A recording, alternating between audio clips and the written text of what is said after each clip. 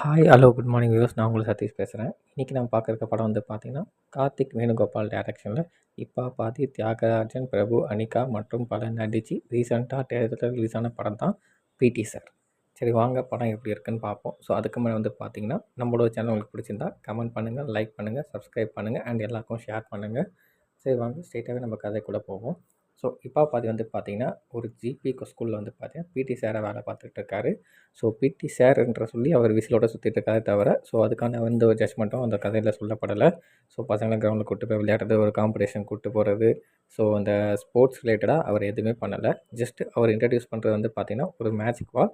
So அந்த வாலில் வந்து பார்த்திங்கன்னா நம்ம எது எழுதினாலுமே அது நடக்கும் அப்படின்னு சொல்லிட்டு நம்ப வைக்கிற அந்த ஸ்கூல் பசங்களை. ஸோ அவங்களும் வந்து பார்த்திங்கன்னா ஒரு பிடி பீரியட் நடக்கணும், ஸோ எங்களுக்கு இந்த மாதிரி காம்படிஷன் வேணும்னு சொல்லி எழுதுறாங்க. அதனால தான் நடக்குதுன்றதை நம்மளே நம்ப வைக்கிறாரு. ஸோ அந்த மேட்ச் கால் வந்து பார்த்திங்கன்னா பயங்கரமாக நியூஸ் பேப்பரில் வர அளவுக்கு பயங்கர பப்ளிஷ் ஆகுது. ஸோ அதை பார்த்தோன்னே நம்ம தியாகராஜன் அந்த ஸ்கூலோட ஃபவுண்டர் வந்து பார்த்திங்கன்னா கூப்பிட்டு பேசுகிறாரு, இதை பற்றி பாராட்டியும் பேசுகிறாரு. ஸோ அதே மாதிரி வந்து பார்த்திங்கன்னா அந்த கதையில் மெயின் லீடு வந்து பார்த்திங்கன்னா அனிகான்னு சொல்லலாம்.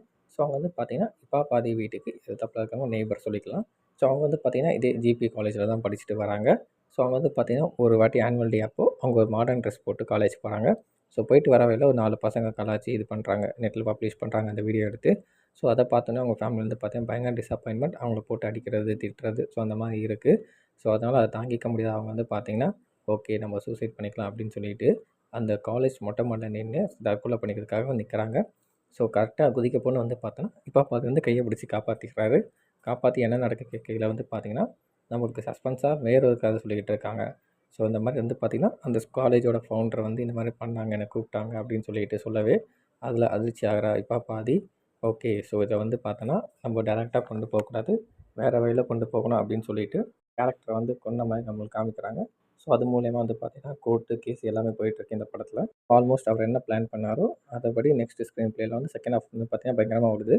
ஸோ இந்த பிளானிங்க்கு சப்போர்ட் பண்ணுற யாருன்னா நம்ம பிரபு. அவர் வந்து இந்த படத்தில் வக்கீல் ப்ளஸ் ஹீரோயின் அப்பாவும் நடிச்சிருக்காரு. அப்புறம் நம்ம இப்பா பாதி, அப்புறம் அனிகா அந்த பொண்ணு, ஸோ அப்புறம் டாக்டர், இந்த 4 பேர் சேர்ந்து ஒரு பிளான் பண்ணுறாங்க. அந்த பிளான் எப்படி ஒர்க் அவுட் ஆகிடுச்சா இல்லையா, ஸோ அவங்க என்ன கதை சொல்ல வராங்களோ அது நம்மளுக்கு அண்டர்ஸ்டாண்ட் ஆகிடுச்சா இல்லையான்றது தான் இந்த படத்தோட பேலன்ஸ் ஸ்டோரி. ஸோ இது வந்து பார்த்திங்கன்னா எந்த விதமாகவும் புது ஸ்டோரி கிடையாது. ஆல்ரெடி இந்த மாதிரி ஹராஸ்மெண்ட்டு இல்லைனா ரேப்பு இதுக்கு ஏற்ற மாதிரி வந்து பார்த்திங்கன்னா நிறைய கதை வந்திருக்கு.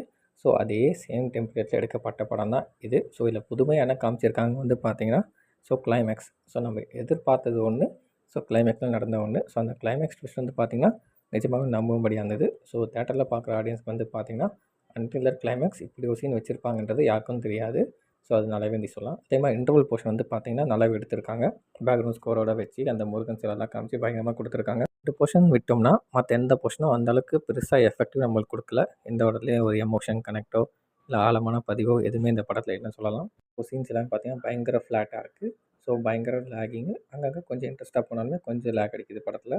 சமுதாயத்துக்கு கருத்தூசி போடணும்னு சொல்லிட்டு மேலும் ஒரு கருத்தூசி எடுக்கப்பட்ட படம் தான் இந்த பிடி சார். ஸோ எந்த விதத்தில் வந்து பார்த்தீங்கன்னா குறைஞ்சதில்லைன்னு சொல்லலாம். ஸோ அதே வந்து பார்த்தீங்கன்னா செகண்ட் ஹாஃப் ஃபுல்லாக ஒரு கோர்ட்டில் நடக்குது.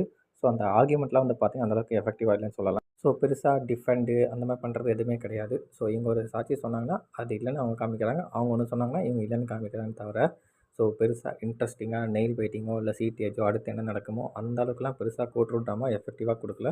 ஸோ ரொம்ப பிளாங்க் சர்ஃபேஸாக தான் இருக்குது. ஸோ மேபி அவங்க கிளைமேக்ஸ் ட்விஸ்ட் ரிவீல் பண்ணுறதுக்காக வேணால் மேபி அந்த கோர்ட் சீன் வந்து ஃப்ளாட்டாக கொடுத்துருக்கலாம். பட் இருந்தாலும் வந்து பார்த்திங்கன்னா நம்மள எதிர்பார்க்காம ஒரு விஷயம் நடக்குது. ஸோ கண்டிப்பாக ஹீரோ ஜெயிக்கணும் அந்த இடத்துல வந்து பார்த்திங்கன்னா அட்லீஸ்ட் ஒரு எஃபெக்டிவான ஆர்கியூமெண்ட் வைக்கணும். அந்த மாதிரி சீன்ஸ் வந்து பார்த்திங்கன்னா எதுவுமே கிடையாது. அவங்க நடத்துகிற பிளானில் வந்து பார்த்திங்கன்னா இத்தனை பேர் தான் இன்வால்வ் ஆகியிருக்காங்கன்றதும் வந்து பார்த்திங்கன்னா நம்மளுக்கு ஓரளவுக்கு சஸ்பென்ஸ் நல்லாவே மெயின்டைன் பண்ணியிருக்காங்க. ஸோ பர்ஃபெக்ஷனாக. ஸோ அதில் வந்து பார்த்திங்கன்னா அந்த டீம் வந்து வின் பண்ணியிருக்கு சொல்லலாம். கொண்டு படத்தில் வர பாடல்கள் வந்து பார்த்திங்கன்னா ஒரு பாடல்களும் ஒன்றும் புரியலன்னு சொல்லலாம்.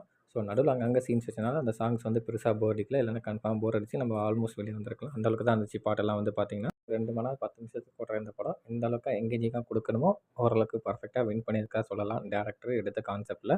ஸோ இன்னும் கொஞ்சம் எஃபெக்டிவாக இருந்தால் இது ஒரு நல்ல படமே வந்திருக்குன்னு சொல்லலாம். பட் இப்போவும் இந்த படத்துக்கு ஒன்றும் குறைச்சல் இல்லை. ஸோ தேட்டர்ஸில் போய் பார்க்கணும்னு நினைக்கிறவங்க பார்க்கலாம். அதனால் அமேசான் ஓடிடிலாம் வந்திருக்கு. ஸோ அதெல்லாம் பார்த்து என்ஜாய் பண்ணலாம். இது வந்து பார்த்தீங்கன்னா decent one time watchable movie தான். ஸோ அடல்ட் கண்டென்ட் தான் எதுவும் கிடையாது. ஸோ நம்ம பார்க்க வேண்டிய விதத்தில் நல்லாவே பார்க்கலாம் இந்த படத்தை. அன்டில் தட் நான் உங்கள் நெக்ஸ்ட் வீடியோ சந்திக்கும் வரை நான் உங்கள் சதீஷ்குமார் விடைபெறுவது உங்களிடம். தேங்க்யூ, பாய் பாய்.